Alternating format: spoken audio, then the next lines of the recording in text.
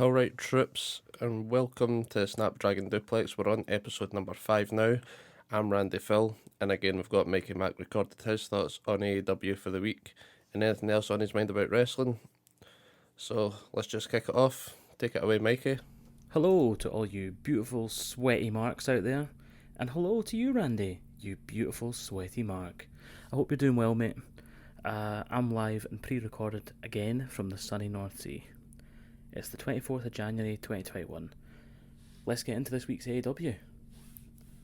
Start of the show, it's -1's birthday bash, Brody Lee Jr., and the match is the Dark Order and Adam Page versus your man Luther, Ah, fuck. Serpentico and TH2, the sexy dominatrix glove-wearing freaks. So it starts off, they had a wee bit of a birthday bash, get everyone to sing happy birthday for -1, they had a wee cake for him. John Silver starts teasing the new recruit Adam Page, and then your man Luther comes out to spoil the fucking fun with a promo for the ages, where he calls -1 a doofus. Then he says he's going to ruin his birthday, which prompts a stramash on the ramp between Dark Order and the Chaos Project, and then TH2 come flying in for the backup. But happy days, Hangman Page comes flying in for the save of the Dark Order, and the match gets underway. A few spots I liked in The this. big fuck off Your flip. man Luther was using his pals as weapons, just dumping them one after another onto John Silver, which was stupid bollocks, but I loved it. I always love stupid bollocks. The fact that Luther is being portrayed as kayfabe incompetent more than being kayfabe chaotic, it's a lot more believable for me. Hangman had a lovely fall away slam, which he tried to follow with a kip up, and he nearly got it. Almost. It kind of reminded me of pretending to be Shawn Michaels on my trampoline when I was away and doing the least impressive kip up of all time, where you're kind of pushing yourself up your hands going, yeah, I did it, and your mate's like, yeah, you Got there. You kind of did. So at one point, Page, Reynolds and Silver put themselves up into like a piggyback tower, and then they fall back as a senton, which was a really cool idea, but again, it was another one where it just looked a wee bit botchy magoo. Adam Page just, you could tell he was struggling a wee bit with the weight, so he kind of, it looked more like he fell over than he like purposefully came back on them and dropped the lads. But really cool concept. Another spot, Jack Evans hitting a springboard 450, and he was about half a foot short, so he just ended up smacking his puss off of John Silver's belly and then like slapping the ground behind him. It was not nice, but it was fucking funny. I really enjoyed that part. And then that leads us to the finish of the match.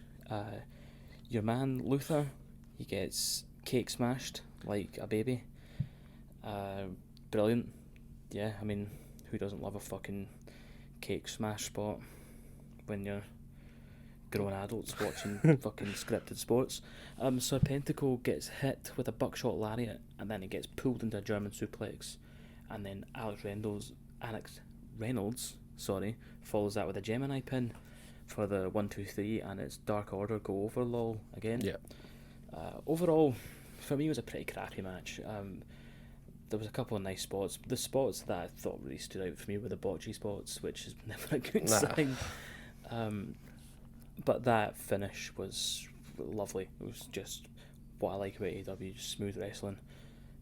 Overall, it just didn't really hit for me. After the match, -1 hits Serpentico with a kendo stick and then slams his face with a stack of papers.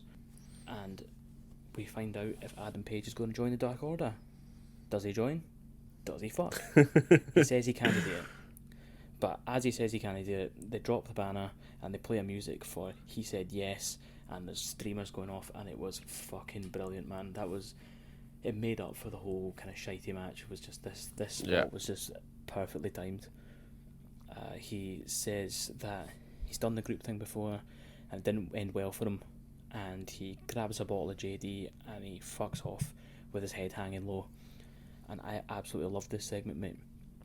I really like that Page hasn't turned heel to say no. It's focused on trust issues more than anything else. It's kind of bringing back that old kind of feud with Kenny Omega, refreshing it in your mind that this is still something that's playing in the background. You know, it's something that he thinks about a lot.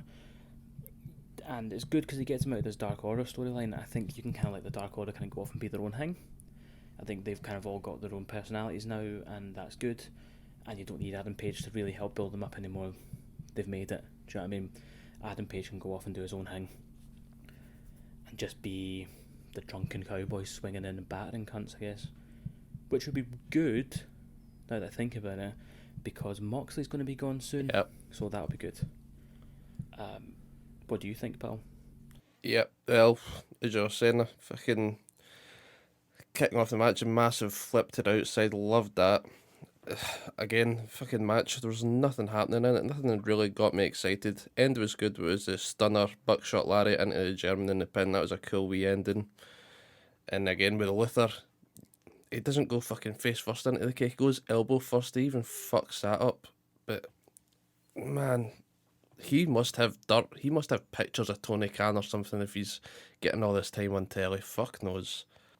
Nah, there's no chance that this is over with Adam Page in the Dark Order. If anything, I'd be the Dark Order and I'd be pissed off that he knocks his back and then takes our fucking Jack Daniels off his... Like, nah, you want the Jack Daniels and then to join the Dark Order. But nah, this isn't over. Hangman, Adam Page in the Dark Order, it's either they're going to keep pressuring him, well, not pressuring him, keep trying to get him in, or they're going to just make his life a fucking hell.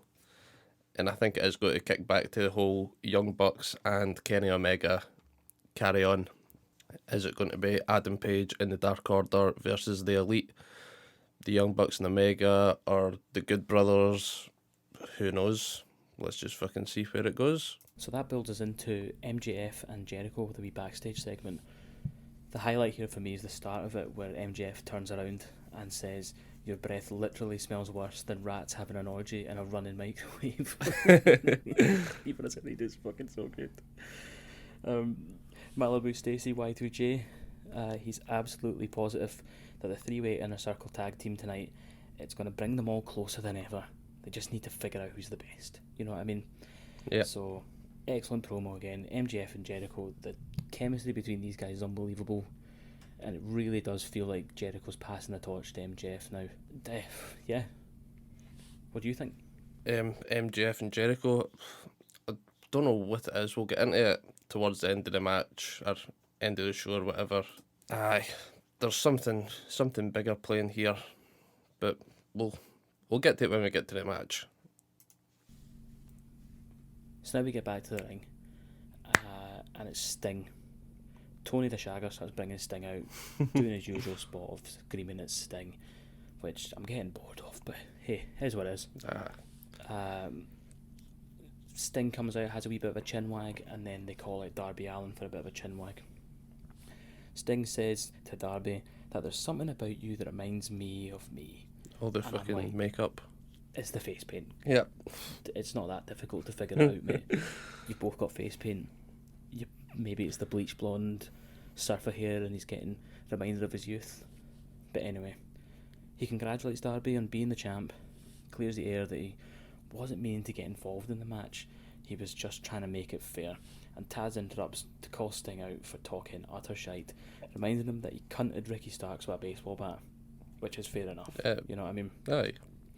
Then Taz offers the challenge that we'll take this to the streets, and he calls them bitches. Bitches. Darby accepts, because he's the babyface, of course he does. So this is it, mate. Here comes your cinematic match. A street fight with Sting, Darby Allin versus the entirety of Team Taz. Yeah. Fuck knows. But it should be good. And there's going to be some daft bollocks, maybe some weird supernatural shit. Who knows? Going to be grand. Can't wait. The only question I've got for you is, if Sting starts smacking cunts with baseball bats in some dark back alley somewhere in America, could he not actually go to jail for that? Do you know what I mean? Because you're not in the confines of a ring or anything. Street You're rules literally apply. just beating people up with a bat. Fuck knows. What do you think? Street rules apply, doesn't it? He can do whatever the fuck he wants. There's Sting. The match itself, I'm fucking over this whole Darby Allin versus Team Taz. They should have just ended it last week. But nah, fucking drag it out. So now they've got Sting involved. They've got the cinematic match coming. Again, we said Team Taz, is it going to be fucking 5 of them? If we've got Ricky Starks, Brian Cage, Will Hobbs, Taz, and Taz's son Hook, is he got to get involved against Darby Allin and Sting? Sting can bring a bat, Darby Allin can bring his skateboard. I will give the edge to the 5 guys. 5 guys. There we go. I'm done with it. I'd have preferred to see Sting doing his own thing, like his own cinematic match. Now you've got a fucking 7-man clusterfuck about to happen. They're going to need to put a lot of planning, a lot of time into this, and we'll see if it pays off. This leads us to a segment where the Young Bucks arrive at Kenny Omega's house, and I've just got to say, that is an absolute sex pad, isn't it? It is stunning. But anyway, they walk in. I don't know where they are. It says Miami, Florida, but look, I mean, if we've ever been curious of whether it's Starfish Island or not, it's fucking Starfish Island, isn't it? Has to be. Kenny's young boy, Butler, shows him a sexy painting of Don Callis and Kenny Omega topless, and they're looking like Mr. July and June for your auntie's calendar. Yes, I love the painting. So it seems that Kenny's not turning up. He's totally ignoring the Bucks, and Don Callis turns up and starts saying, he's a bit too busy to see you in his house. You know what I mean? You've turned up his house, he's not here. Danger He wank. doesn't have your number anymore. So he takes the camera off the cameraman. He sends him and the interviewer guy down to the dungeon, which, you know, is kind of like having a folder on your computer that says definitely not porn on it. Do you know what I mean? There's no way the dungeon's dodgy, is there? So Don takes the camera and places it perfectly facing both him and the Young Bucks. You know, at this point realising that, there's no way the camera's still on if he's put it down, you know what I mean? How does a camera work without a cameraman? But anyway, he hands the Young Bucks checks, and the Young Bucks are like, fuck off, we'll make this in a week. You know what I mean? And they're like, hit the road, we're not doing that. The Young Bucks hit him with, we worked for the company that you are vice president of, and we know that this check's no good anyway, and they rip it, which I thought was class. And it's brilliant, it's just shots fired at TNA. Yep, well, fucking, and all I can say off it was a fucking great oil painting. I love that. They need to get that. They need to put that on the website. Get that up there as a wee canvas or something. People will buy it. People will spend money on anything. Aye, you see the fucking camera gets obscured. There's a big commotion, and they imply that there's been a bit of a fucking scuffle, and that plays into later in the night again. So let's keep rolling. So now we're back to in-ring action, finally. We got pretty Peter Avalon, the sexy librarian, versus cunty Cody Rhodes, the poster boy for Willie won't he ever become a heel in the AEW. Never. So all I've written down for the start of this is, oh fuck off. This Snoop Dogg remix is now its theme forever, and it's so fucking bad. It is shite. Every week. I'm never going to drop this until he drops it. It's fucking shite. It just needs changed. So Cody, if you're listening, and I know you're a fan, drop it. So the match starts. Cody hits him with a crossroads instantly and decides not to go for cover. He starts gloating. He starts kind of posing a wee bit. It's just, what a heel. You know what I mean? Just total heel. Mm. But before he can turn around and take his wee pin, Jade Cargill interrupts and distracts him. So the librarian boots Cody's balls, and instead of deciding to go for a quick roll-up, he decides to start adding slow punishment by like giving him a wee bit of punchy kicky. Which, is there a kayfabe explanation for this? Fuck knows. Is he just stupid? Who knows, mate? So he gives Cody enough time to get over his sore balls. There was a spot where Peter Avalon did a leapfrog over Cody and hurt his knee. I don't know if it was a botch or not, and they just rolled with it, or was it like a worked botch? But whatever it was, it looked botchy magoo. So the match finishes. They're in a figure four. They kind of chop and change, do the roll over and reverse it, then roll it back.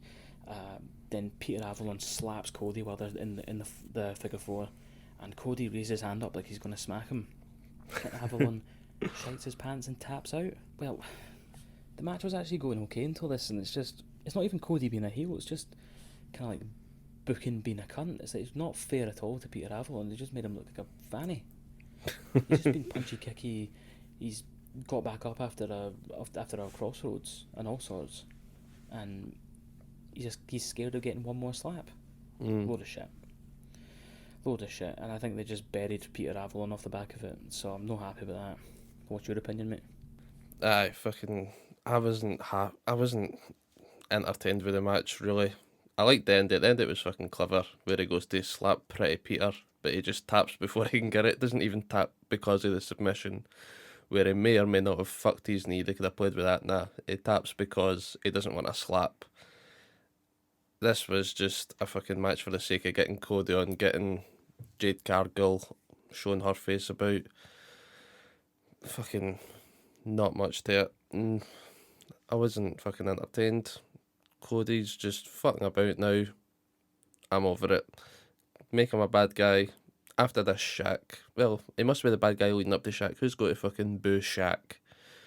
But I think it's next week Cody is going to be replying to the challenge of Shaq. So we'll see. We'll see this Wednesday on Dynamite what happens. So we had another backstage segment. It was FTR with Tully Blanchard and Jurassic Express. So it starts off with Tully saying that FTR need the belts. That's the next thing that they need. And Jurassic Express turn up and they say, Jungle Boy says that I can beat both of you, you just know the best. You just know. So, long story short, leads to a bit of back and forth, and it's going to be Jungle Boy versus Dax Harwood singles next week. And one thing I have to say is I just cannot figure out or remember which one's Dash and which one's Dawson. Do you know what I mean? Like, every time I see them, I'm like, oh, that's Scott Dawson. I'm like, is he fucking Dax Harwood? Is he Cash Wheeler? And for me, Dash and Dawson, I went a bit Sean Connery there. I'm thinking Dash is Cash, but he's no. Dash is Dax. Doesn't matter. I'm struggling with it. Don't know about you.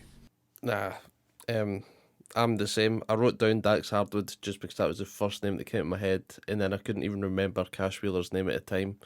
So I had to wait until they said the names until I was 100% sure before saying Jungle Boy versus Dax Hardwood this week on AEW Dynamite. Luchasaurus and Marco Stunt will be there, along with Tully Blanchard and Cash Wheeler, all got to be ringside. But Cash Wheeler and Tully Blanchard are going to be handcuffed to Luchasaurus. So it's just going to be Jungle Boy and Dax Hardwood in the ring, one-on-one going at it. Should be an entertaining match. And we did, at the promo they were saying FTR are the number one contenders for the tag titles. That must change. It's got to be changing whenever they have this battle royal. It's got to be a way to keep FTR top for the title runs or challengers, but not actually giving them the match. They'll give it to somebody else for this battle royal. But I'll hold off for now, see if you've got anything to say about the tag battle royal, and give you my thoughts on that. So yeah, then we get John Moxley's music's hitting. I'm like, oh, didn't expect this. This is good. He comes out in his usual cargo pants and he's got a hoodie on, and I'm like, he looks great. It's just that genuine vibe of someone who's just a hard cunt who wants to fight people, and it's good. Anyway, he's fighting human Sasquatch Nick Camarotto. Who the fuck is Nick Camarotto? But anyway, he looks like Giant Gonzalez's love child with the fucking cavemen from the Wacky Races. But what are you going to do? But to be fair to this big muppet, he did it was a shite match, let's face it, right? But when he ran straight at the turnbuckle, he put everything into that, man. He's absolutely slammed into it, came flying off the back of it. I was like, that looked fucking sore, man. So, fair play to him, man. What can I say about the spots in the match? It's a wee bit of back and forth, wee bit of no selling from the big man. Moxley had to put him down with like a backpack rear naked choke and then put him to sleep, which I actually kind of thought was cool. Yeah. The end of the match, I actually thought that the caveman guy was quite cool. I was like, I kind of want to see more of this guy. What about you? Yeah, Nick Camarotto. I think I can't remember who it is he's training under. It might be QT Marshall, but I could be well wrong with that one. But the Gun Club, they were checking him out during the match. Big beastie a boy. You weren't expecting much for the match, were you? I said this last week. I didn't think it was going to be a big name. Nick Camarotto, he was on AEW Dark a few weeks ago fighting Jungle Boy. Jungle Boy beat him, I'm sure. But again, he's a new guy. Get him in, get him comfortable. He could be could be a big bad bastard in the future, hopefully. Think that it was a great end, great finish. I enjoyed that way. Moxley just choking him out. Quick way to end the match, and then there's a promo with Moxley after it. But let's see if you get to there. After the match, Moxley says that he can't really keep track of who's who. He's like, who the fuck's in the Bullet Club, who's in the Elite, who's in Impact, and as we all know, the answer is none of them. They're all in Starfish Island Club, and that's just the way it is. When are you fighting Snoop Dogg? Anyway, John finishes it with all roads in wrestling lead through me, which I thought was an iconic line. Brilliant promo. He's always been a good promo. So for the promo, it was an alright promo, but I think it was just the sake of John Moxley going out there. He was saying a lot of words, but he didn't actually have anything of meaning to say from what he was saying, which sounds stupid from my words. But nah, I think whenever he says all roads through wrestling lead through me, I think this is going to be a build up to maybe some sort of gauntlet for Moxley, going through Young Bucks, going through Bullet Club until he gets back to Kenny. So that could be like 4 good matches there, maybe 5 if they throw another guy into the mix. Let's see how they got on. We've got a backstage segment next. Eddie Kingston backstage with Butcher, the Bunny and the Blade. Eddie saying that he's going to be fighting Lance Archer next week. So Lance shows up, says he's keen for it, and they're kind of giving each other a bit of fucking snash. Jake the Snake's back. Love to see Jake the Snake. Love his snakeskin shirt, by the way.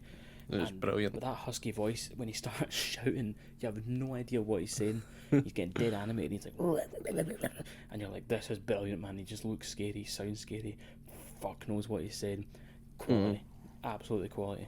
Yep. So that was for next week. They've announced Eddie Kingston, Lance Archer.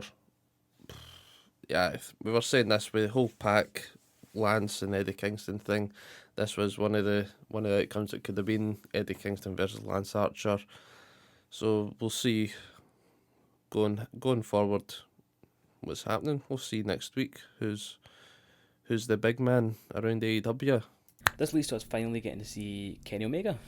He's backstage. A reporter comes in, he tells him to take a hike, and Starfish Dawn is in the locker room with a black eye, inverted commas, wink wink, nudge nudge. So very heavy makeup. And he accidentally let slip that it was Matt and Nick Jackson that did it. Oh god, who would have thought? So he's a total weasel. Bastard. Which makes me like him more. He's brilliant.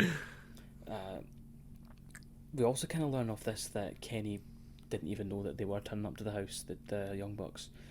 So it's all been a big set-up by Don Callis to get rid of the Young Bucks, presumably, and replace them with the Good Brothers.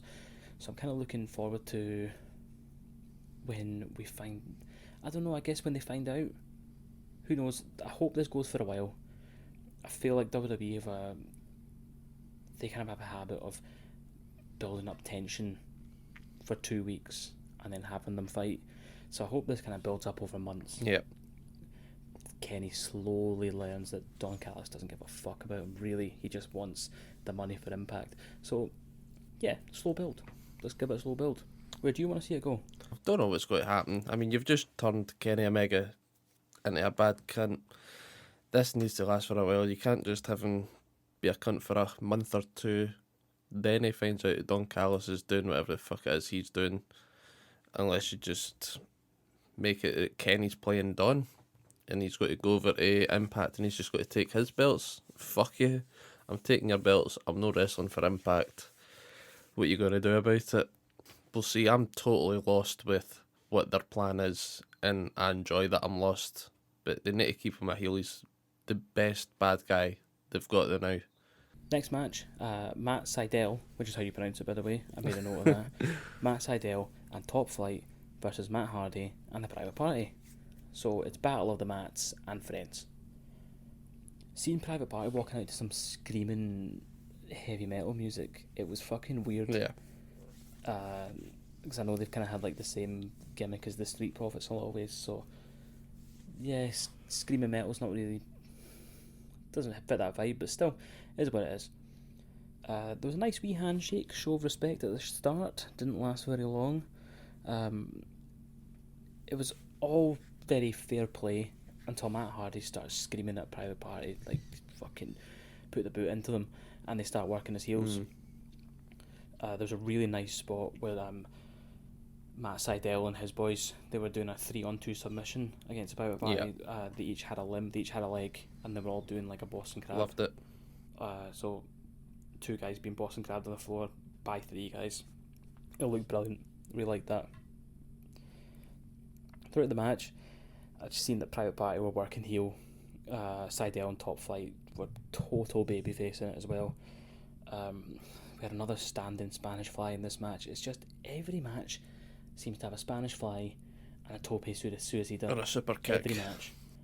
I don't know, without a big crowd, it's getting a bit samey. Yeah.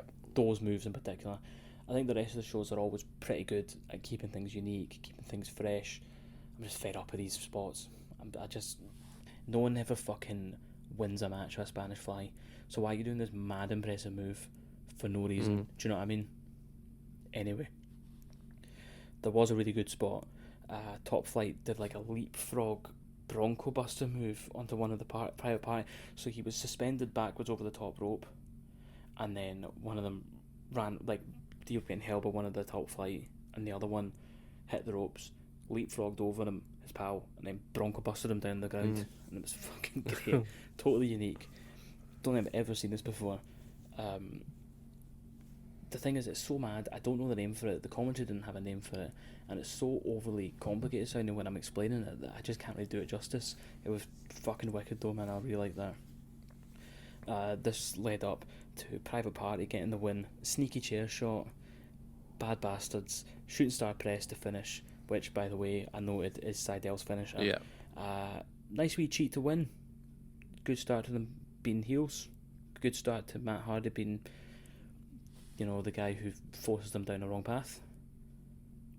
Overall, it was an alright match. I wasn't totally into it, but I was never bored. I mean, there was some really good spots. Again, like I said, a lot of the flippy people were doing these 2 spots that I'm getting a bit bored of, but other than that, it was alright. Private Party and Matt Hardy start beating the shit out of Sydal and Top Flight after the bell. They did that spot, by the way, which WWE used to do it all the time, and I miss it. I really miss it, where they ring the bell and the people are fucking about afterwards, and you're like ringing the bell like fucking come on, the bell's gone. Do you know what I mean? Just in case they haven't heard it, and I always liked that. Yeah. And Matt Hardy finished the whole thing by hitting them all with a twist of fate, one by one. So, where do we go from here? I don't know, but I bet you've got an idea. You fucking put me on the spot right now. I was just thinking the match wasn't a match for the sake of a match, it was a match for the storytelling, and to turn the corner, with the corner now being Private Party have embraced what Matt Hardy's trying to give them teachings wise, and they're going full heel with it. I'm enjoying it. I like to see them go heel. Fucking give me more of that. How far can he take them? How much of a prick will Matt Hardy be to see how much he can take them to the dark side? I hope Matt Hardy's just like split personality somewhere, and it turns out Big Money Matt is a work in Damascus. Maybe Damascus is behind it. He's fucking about with the real Matt Hardy, creating this Big Money Matt, and he's just trying to recruit some young boys. It'll be cool. It's good to see they've got some bad cunts kicking about in the tag division now. We've got another Inner Circle backstage segment, our weekly one, I guess. MJF starts sowing the seeds that Chris Jericho's orchestrated this match. It's all come through him. MJF being like, listen, I'm just one of you boys, you know what I mean? I don't want to do this either, but I guess we just all go out and just do it for the team, you know what I mean? Just do it to make Chris happy. Sammy Guevara squaring up to him, really making it clear that they've still got beef. Again, a fucking promo that done not a lot. Maybe it's building for something much later down the line, but at this stage, I wish they gave the match more time rather than doing these fucking promos, because it just wasted the show for me. Nothing else to say about it, mate. Next match is legit Layla Hirsch versus Penelope Ford. So Layla Hirsch is 4'11", and hearing that and seeing her, all I can think of is that I want to see her fight Marco Stunt. I don't know why. I just want to see it. And then here comes the young boy, Chuck. No, wait. Charles Taylor in a lovely tuxedo. He's looking like someone that James Bond would whack in like the opening scene of some movie in some shitty cocktail bar. Do you know what I mean? Miro comes in a Gucci tracksuit looking like an absolute sugar. So, Randy, you actually sent me a text about this. You were saying that, see how Charles is a butler and he's carrying that white towel. You were asking if I think he'll ever fuck someone over by throwing the towel in to cost them the match. And I had not considered it, but as soon as you said it, I was like, that is fucking brilliant booking, and I would love to see that. And that really leads up to the whole fighting for his freedom kind of thing. And if they don't do it, they should do it. Simple as that. Kip, he makes Charles trip wee Layla Hirsch at one point, which showing that he really is a wee bitch now. He just does what they say. There was only really one good spot in this match. Layla pulls Penelope's leg in midair, catches it, pulls it. Penelope drops into a splits, and Layla just absolutely twats her in the face with a knee, and then picks her up from behind and pulls her right up and over for a German suplex. Yeah. For the size of her, looked fucking brilliant, by the way. The match finishes. You've got Layla hitting a flipping dive on Charles and Kip on the outside. Yes. As she's getting back in, Penelope boots her right in the face and pins her. And Kip leans in, grabs Layla's leg to stop her from kicking out. It's a pretty crap match, really, but I'm enjoying all the kind of Charles Taylor, young boy, Miro kind of thing. I don't give a shit about Kip and Penelope, to be honest. The sooner they get Miro out of that, the better for me. After the match, Miro's bitching about Charles, just kind of pushing him about, making him say that Miro is his best mate into the mic while he looks into Orange Cassidy's eyes. And Orange Cassidy just looks on miserable. It's just best friend's gimmick is dumb wrestling at its absolute best. It's like, can you imagine trying to explain to people who don't watch wrestling, to another adult who doesn't like this shit, trying to explain to them why these grown men hold hands and why it's so upsetting that he says best friends, that someone they don't like is his best friend. I don't know, it's just great. Yeah. The match itself, this was one of the ones that was fucked up because Nyla Rose was meant to be in the match until she was in contact with someone who had COVID-19, so she was pulled from the match, and that's how the whole Penelope Ford Layla Hirsch kicked off. Again, the match, I wasn't interested in the match. If it was the original match, I expected it would have just been a squash for Nyla Rose, and it would have gave us more time for the main event, which is what I was wanting after the end of this show. Chuck Taylor, Miro, all of them boys. Chuck Taylor has to fuck him over somehow. The wedding's in 2 weeks. There's no way that they're just going to say, right, you were my young boy for 2 weeks, wedding's done, back to as you were.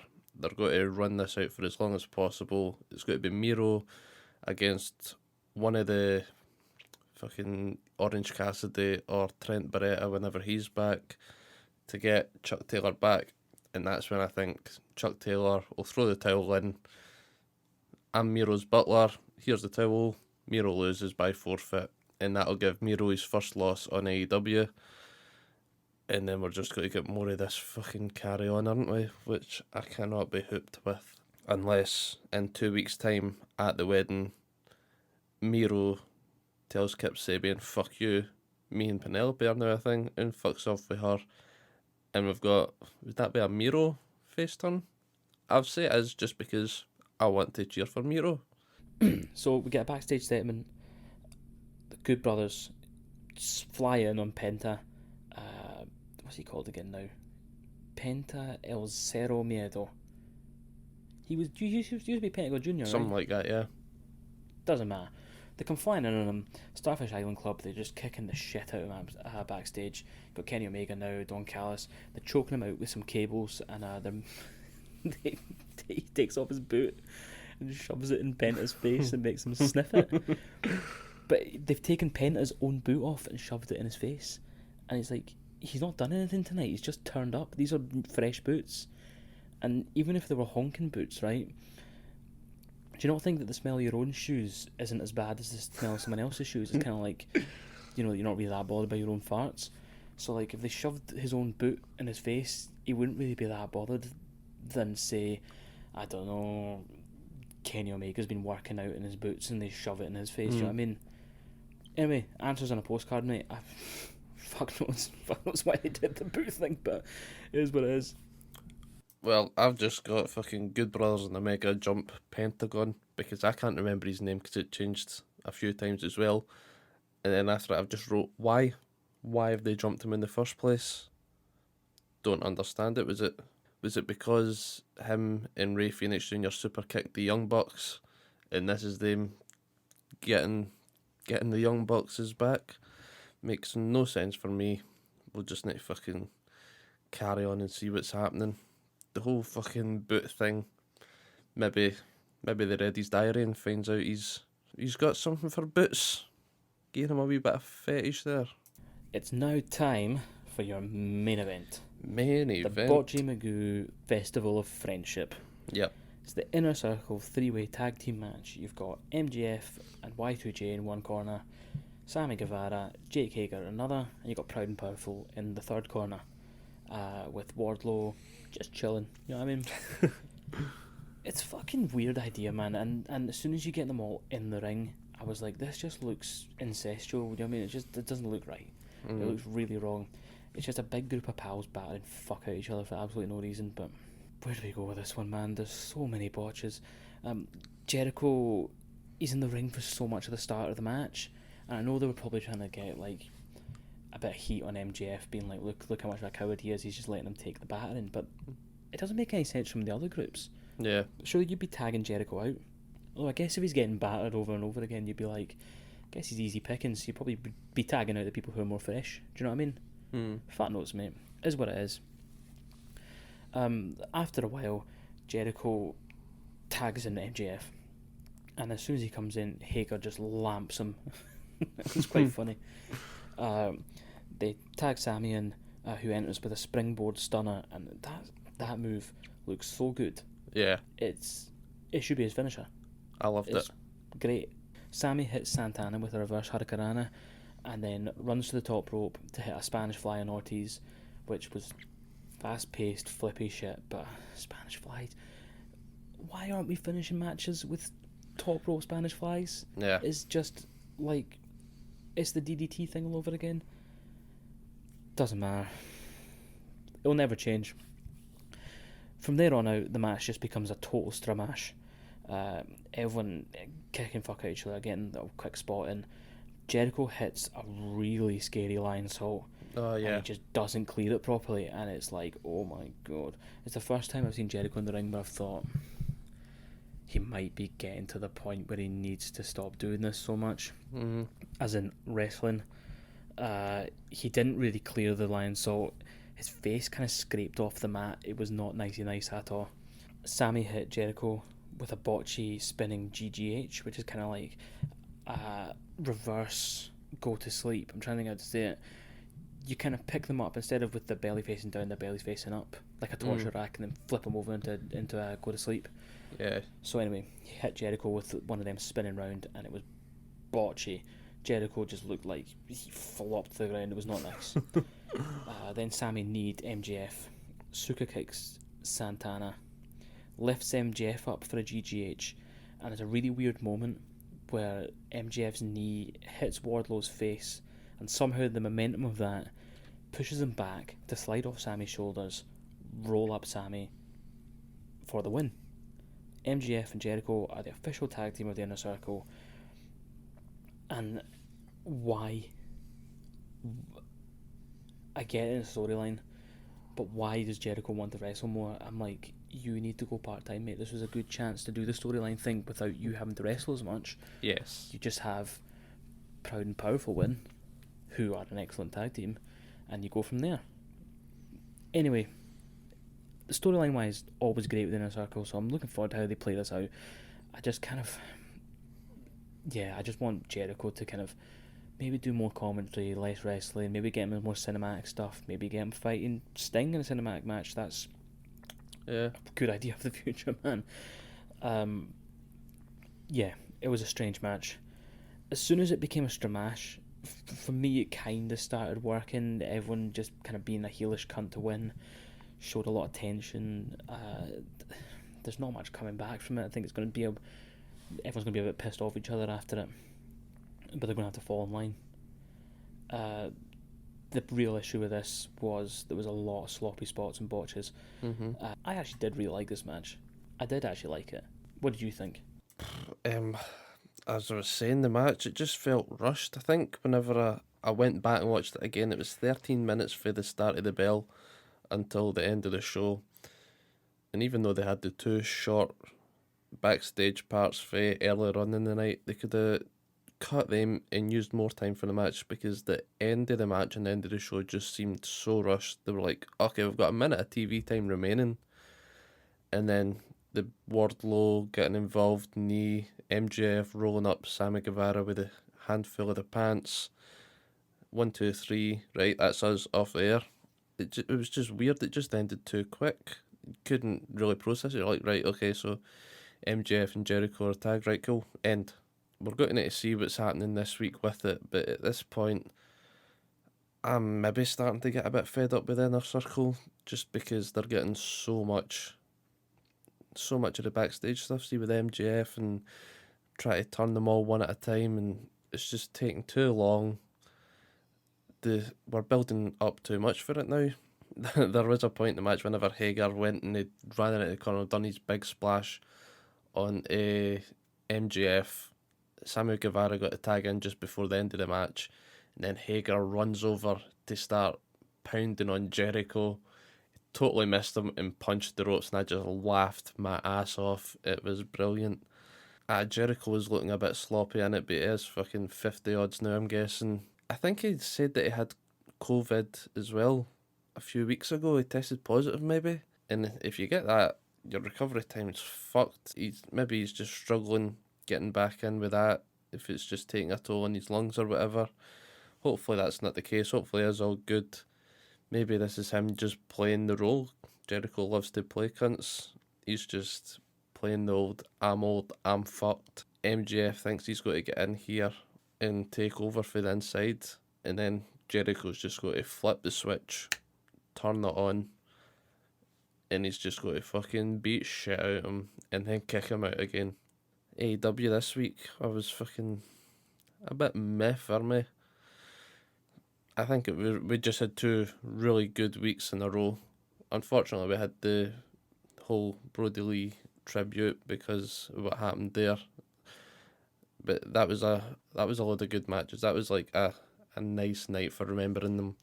And then we had the two New Year's smashes, one great show after another, and then we're just kind of back to like the normal weekly TV stuff that they've like hit the reset. They're trying to build up their new storylines. In the first few weeks, it's just a wee bit of teething. So hopefully next week we can hit the ground running. We've got a few decent matches lined up. So let's see if we've got them covered. So, next week's show, we've got Eddie versus Lance Archer. So, for me, it's got to be Lance Archer, man. They're building him up. You haven't seen too much of him in singles action for a while. Eddie's great at making people look $1 million. Eddie can come back from a loss easier. Yeah. It's got to be Lance Archer. Unless Eddie wins by shenanigans. That's the only way that you can convincingly make it a good booking decision for Lance Archer to lose. What do you think? Lance Archer, Eddie Kingston. I think you need to give it to Eddie. I think he's had one too many losses. Lance Archer, you've not really seen much of him, have we? I'm giving it to Eddie. Yeah, Cody's going to respond to Shaq. The only prediction I've got for this is that Shaq's going to show up finally. I can't think of anything else. Do you know what I mean, it's going to be pretty cookie cutter. Cody being like, "Yeah, I'm the son of the plumber." Shaq's going to turn up and be like, I'm Shaq. "Shut up." I don't know. I have no idea. I'm just riffing here for no reason. What do you reckon? I've got nothing for it. Shaq's just going to show up, do what he done to Brandy, just give him that wee smug, aye, whatever, I'll fucking beat him, mate, I'm Shaq. And I hope he does beat him. That would just be fun to see. We've got Dax Harwood versus Jungle Boy. I kind of feel like Jungle Boy wins. I think they're going to stretch this feud out. And if Dax Harwood wins, I don't think they can stretch it out.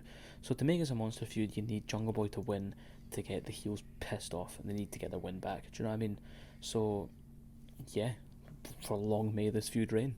Yeah, well, I was saying earlier, everybody's got to be at ringside, but Cash Wheeler and Tully Blanchard are going to be handcuffed to Luchasaurus for it.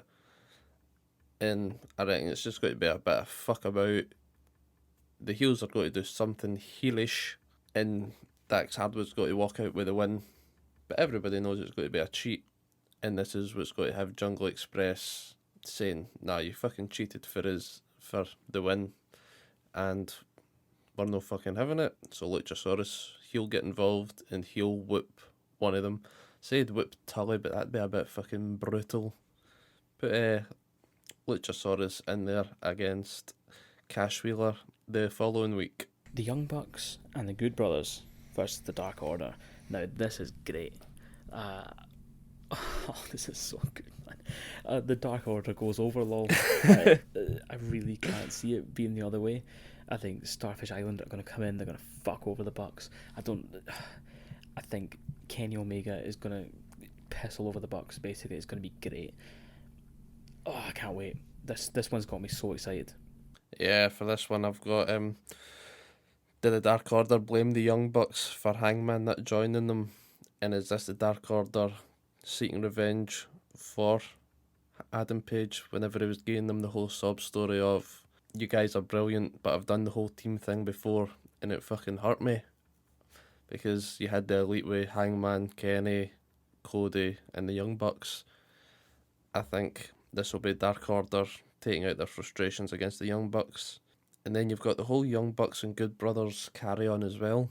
Do the Good Brothers no-show, and then you've got a 4-on-2 situation, and the Young Bucks get decimated even more. Again, this is the match that I'm looking forward to seeing this week. Let's fucking tune in and see. So in a couple of weeks, the week after, they've been advertising for the Beach Bash. We're going to have Kip and Penelope's wedding. So this is going to be a big moment in it. It's going to be, Charles is going to be fucking it up somehow. Miro's going to get really raging with them somehow. You're going to have Orange Cassidy involved. You're going to have the other best friend, whose name's fading me right now. Trent I'm on the Barretta. spot, which is great when you're on a wrestling podcast. But, yeah, it's going to be good, hopefully. Big stramash. I like a stramash. Yeah, 2 weeks' time, the Beach Bash, the wedding. Is this the first AEW wedding that we'll see? Are they going to just go for the whole pro wrestling wedding angle and fuck it up somehow? Nobody's got to tune in just to see a simple I do, they fuck off happy, the end. I want big dirty Miro to get involved with this and just be like, "Nah, me and Penelope are now." So a younger, hotter Lana, Kip, F you, and take the young boy with you. Britt Baker versus Thunder Rosa. NWA title. Do you think Britt should just win it? Fuck it, why not? I mean, NWA aren't going, are they, right now? Or maybe they're back. You know more than me, you watch it, but I mean, if they're not going right now, fuck it. Do you know what I mean? Just make this a bit more exciting. Get 2 belts on the show. Get Britt Baker being a twat about it. Get her on the show. Wind the people up. I've got the NWA champion. I'm not even going to show up at NWA. Simple. And then if she doesn't show up, they can just take it off her. Do you know what I mean? For not showing up. And she can have she'd be raging about something. So, hey, get rid of Britt. Fuck it. Yeah, I think they are back. It's a YouTube they're doing, and sometimes get a notification that there's a show up, sometimes I don't. I've no idea at this stage what's going on with it. But I give Britt the win. She's deserving the win. She's been on TV for a while now. She's got this fucking waiting room with Britt Baker, which was an absolute nightmare. She went out injured before that. She's fucking deserving it. Give her the win. Give her a belt. Fucking let's just crack on for there. Lastly, they've announced a 20-man battle royal for a title shot at Revolution. Now, I haven't thought about this at all. Title shot versus Kenny Omega. So they're either going to go with Moxley, right, which would be the safe choice. But I think they should go for Pac. That would be good. Pac versus Omega at Revolution. That's my shout. What about you, mate? Right. A 20-man battle royal for a title belt. I think maybe got this one a bit confused. I think this is for a tag title battle royal, and that's why I think this is whole FTR fucked off. So I'll go both ways in case I've got it wrong. If we're going for singles, Adam Page, just get him right back in there about it. Fuck it. Page and Omega. Page still isn't 100%. He's fucked. That'll be a fun one to see. I wouldn't give him the win, but I'd just give him a right good match with Kenny Omega to let everybody remember he's still fucking here. He can still go. He's not a fucking tag guy, he's not a trio guy. He is a single superstar. He was in the first AEW title match, losing out to Jericho. There's a reason he was there, and he will get there again. Just put him there, just so that we remember, fuck aye, he's still quite young.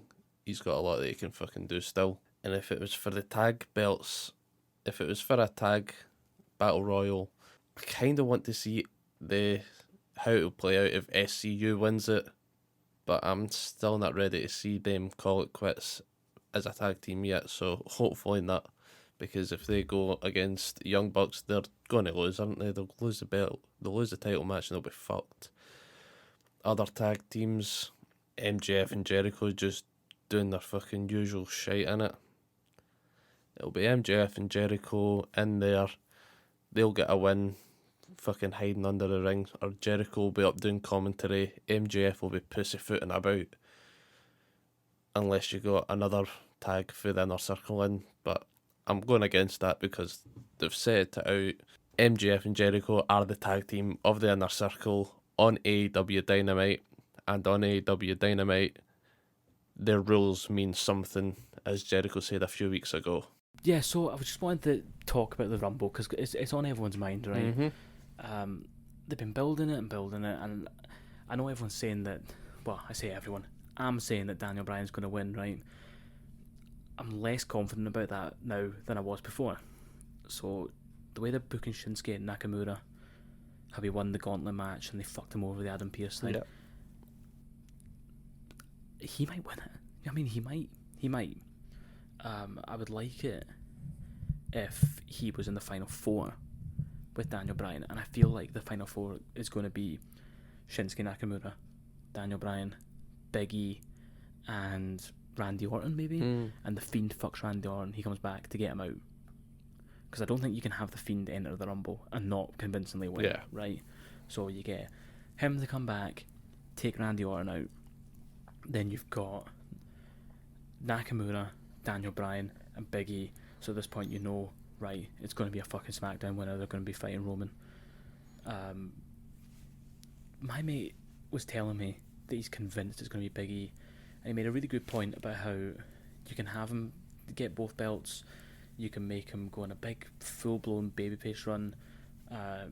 You could kind of almost give him the Kofi Mania thing without the fanfare for it. You know what I mean? Like without the fans making the main event happen. And I like the idea because I love Big E, but I don't know. I've got a feeling that it's going to be Shinsuke Nakamura, Daniel Bryan, in the end, the final two, and we're going to get a bit of a Taker and Shawn Michaels end to that Royal Rumble where they had a match. They basically had a full blown match, and Taker won, which led to their feud to carrying on. I think that might be the way to do it. You have a big long match, Daniel Bryan wins, or Shinsuke wins, whoever wins. But they're not going to put the belt on them, are they? Roman's not going to lose the belt at Mania. Nah. Oh God, all my ideas are dumb. What do you think, mate? What do you think? Are you still set on your choices? Um, See, I was thinking about it. I'm not sure. I don't think they'll give it to Daniel Bryan this year. If you're going to give it to Daniel Bryan, I think you need a crowd there. You need a big fucking cheer. But then if you're going to do it for Big E, same situation. You need a fucking crowd. If you're going to get anybody to win the Royal Rumble, you need a fucking crowd. But the past few weeks on SmackDown, they've been kind of pushing Cesaro a wee bit more, and I think it could be Cesaro. He's a good worker, but he can take a loss. You know, he can win the Royal Rumble. He can say he's doing it to avenge Nakamura or whatever, and he goes to WrestleMania, and Roman destroys him. But you would expect it anyway, wouldn't you? But it would be a fucking right good match, I think. Cesaro and Roman Reigns for the belt. You could get your close falls. You could think Cesaro might get it. That could build for a future for him, unless Cesaro goes full heel with it and says, "Nah, fuck you. I'm going to Raw to take on Drew McIntyre." I like Cesaro. Fucking, I'll get to Cesaro now. Oh, I don't know. It's just a fucking right difficult situation now, innit? Women's wise, I want Bailey. Bailey and Cesaro are my latest heading into Royal Rumble. I think this will be our last one before the actual Rumble. So let's fucking see what happens. Well, that's me for this week. Thanks very much for listening. This one was a bit longer for me. Thank you, Randy, for putting it together. I had fun with this one. See you guys next week. Thank you, all you beautiful people. Thank you, Mikey. Alright, so that's us for this week. Thanks for tuning in, everyone. You can follow us over on Twitter and Instagram at Snapdragon Duplex. Follow us and listen to us on Spotify, Apple Podcasts and Google Podcasts, and wherever else you might get a podcast. Have a look, see if we're there. And you can follow me at Randy Phill on Twitch. I'll see you there. Take it easy.